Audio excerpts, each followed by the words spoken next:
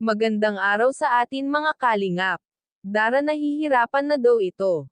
Pero bago po yan mga kalingap, kung bago pa lamang kayo sa channel ko baka naman po pwedeng pa-like and subscribe my channel para lagi po kayong updated sa aking videos. At kung pwede sana patapusin muna natin ang video na ito para alam natin ang nilalaman nito at huwag din po natin kalimutan mga kalingap na pakisuportahan ang ama ng kalingap na si Val Santos Matubang at Kalingap Rob Matubang pati na rin ang viewers na laging sumusuporta sa aking channel at reactioners. Maraming salamat po. Mga kalingap, labis ang pagkalungkot ni Dara sa nangyari sa kanyang kapatid, at hindi na raw niya ito kakayanin pa kung may mangyari sa kanyang kapatid. Halos si Dara na kasi ang takbuhan at inaasahan ng kanyang mga kapatid, siya na ang tumatayong breadwinner sa lahat.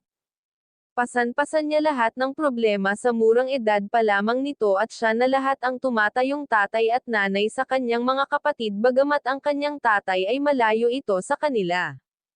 At wala pang permanenteng trabaho. Kaya iyak ng iyak na lamang ito si Dara habang kinakausap ito ni Kuya Rab. Nalungkot naman ito si Kuya Rab at si Raz sa mga narinig nila mula kay Dara.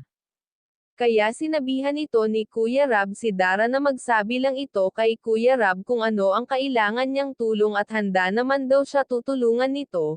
Kaya nagpapasalamat ito si Dara dahil laging andyan si Kuya Rab na handang tumulong sa kanila. Sinabihan ito ni Raz naman si Dara kapag kailangan niya ng karamay at tawagin lang daw ito si Raz, at tutulong daw ito hanggat sa kanyang makakaya. Kaya sabi ito ni Raz ay lahat ng problema ay solusyon.